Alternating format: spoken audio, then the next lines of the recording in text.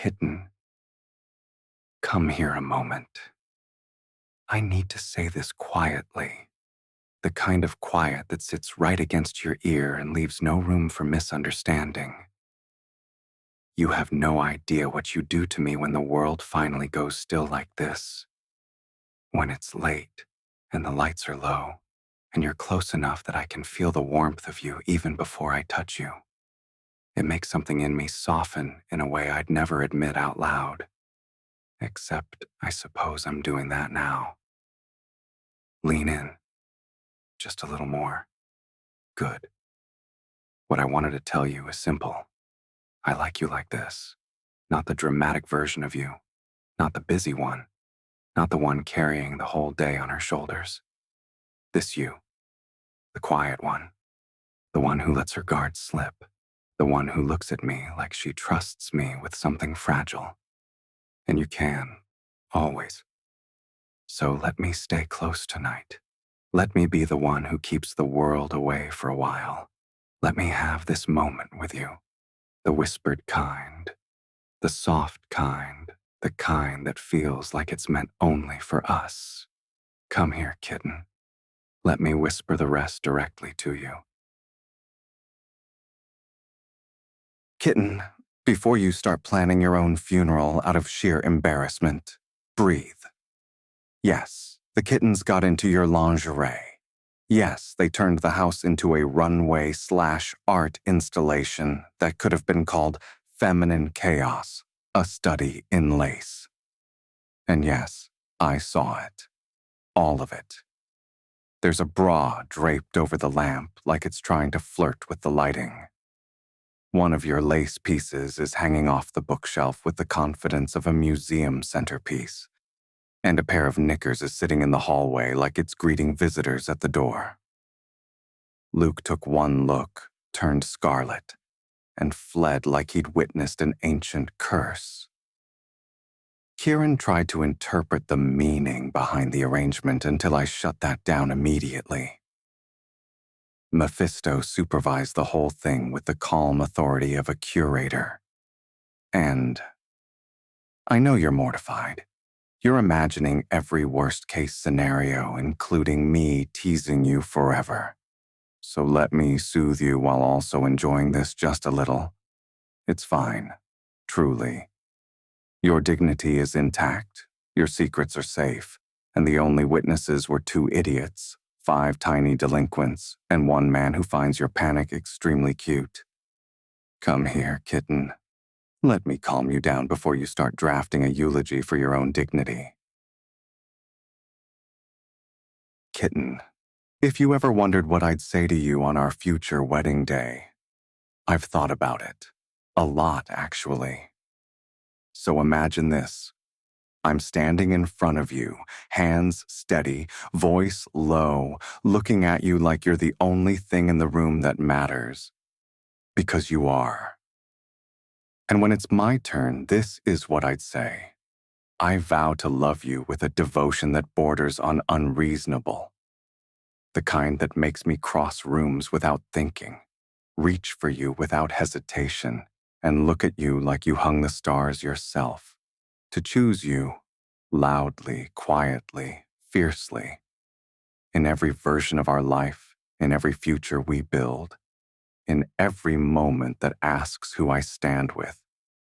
I swear to protect you, not because you need it, but because the thought of anything dimming your light is something I refuse to accept. To stand beside you when you're strong, hold you when you're tired, and tease you mercilessly when you pretend you're not both. I promise to love you in the quiet moments, the early mornings, the late nights, the in-betweens where life settles and you lean into me like it's instinct. To love you in the loud moments too, the chaotic ones, the messy ones, the ones where we're laughing so hard we forget what started it. I pledge to be yours in every way a man can be someone's. Heart, loyalty, future, and whatever parts of me you've already claimed without asking. If loving you is the greatest thing I ever do, then I will have lived a life worth every breath. Tell me, kitten, do you want these words whispered to you in private first? Or should I risk saying them out loud and letting the entire room see exactly how undone you make me? Kitten, we need to talk about the parcels, not in a serious way, in a what on earth do you think you're hiding from me way, because I've noticed the pattern. The doorbell rings, you freeze like a startled woodland creature, and then you do that guilty little shuffle to the hallway. 2 minutes later, you reappear empty-handed, pretending absolutely nothing happened, while a suspiciously box-shaped shadow lurks behind you. And then, the best part, you avoid eye contact. You, who can stare me down during an argument without blinking, suddenly become fascinated by the ceiling, or the floor, or a completely imaginary speck of dust. I'm confounded, kitten. Truly. Do you think I'm going to scold you? Lecture you? Stage an intervention about your spending habits? I don't care how many parcels show up. I don't care what's in them.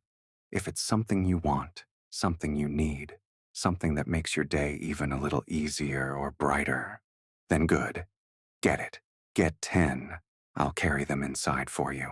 What I do care about is you acting like you've been caught smuggling contraband every time a delivery arrives. You're adorable, but also terrible at hiding things.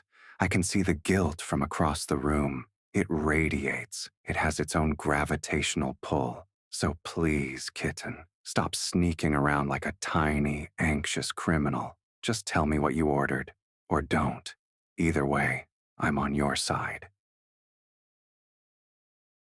Kitten, I'm beginning to think there's a coordinated mission underway.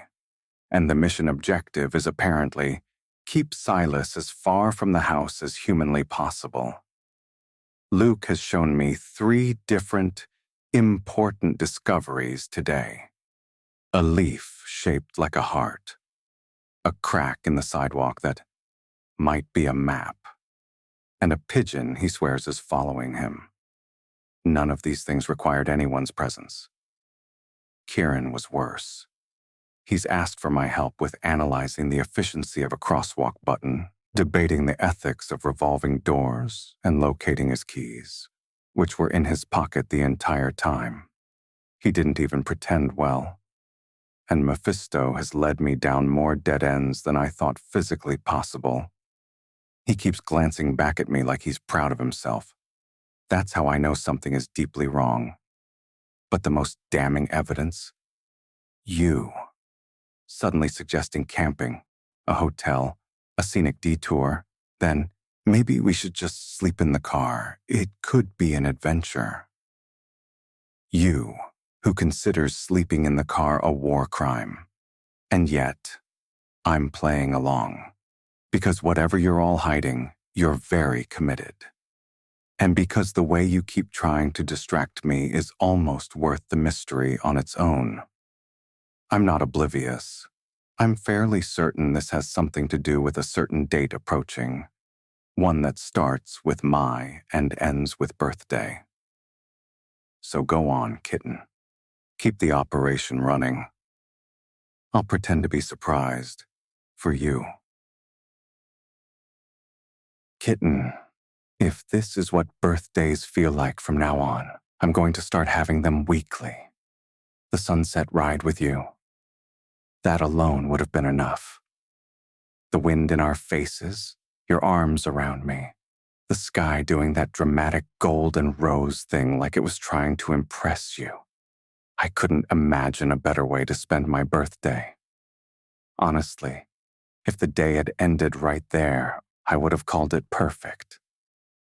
But then we got home, and suddenly the entire family was waiting like they'd been rehearsing a surprise attack. The lights flipped on, confetti cannons went off, Luke, obviously, and the house looked like a theme park had exploded inside it. There was karaoke, there were video games, there was indoor laser tag, which I'm still convinced violates several safety codes. There were snacks everywhere, decorations hanging from places decorations should never hang, and Kieran insisting on keeping score for everything like it was the Olympics. And you were watching me with that soft, proud smile like you'd been waiting all week to see my face when I walked in. I enjoyed every second, every ridiculous, chaotic, loud, perfect second. Luke tried to outsing me. Kieran tried to outshoot me. Mephisto tried to outstrategize me. The felines tried to sabotage it all. None of them succeeded, but I appreciate the effort. And then, when the last game was played and the last light finally dimmed, I ended the night exactly the way I wanted to, falling into bed with you at dawn, exhausted, happy, and wondering how on earth I got this lucky. So yes, kitten, best birthday I've ever had. And it wasn't the motorcycle ride or the party or the chaos. It was you. Kitten, I'm sending this quickly because the situation has escalated.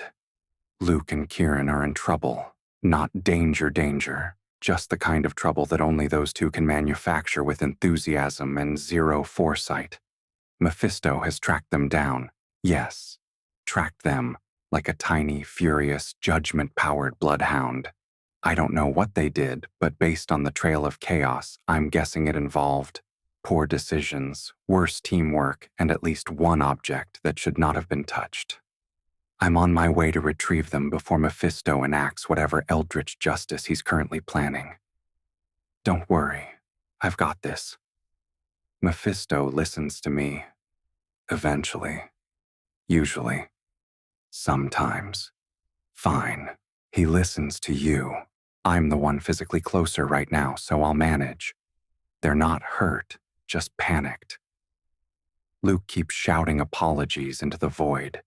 Kieran is trying to negotiate with Mephisto like he's dealing with a hostile diplomat. It's not working. Shockingly.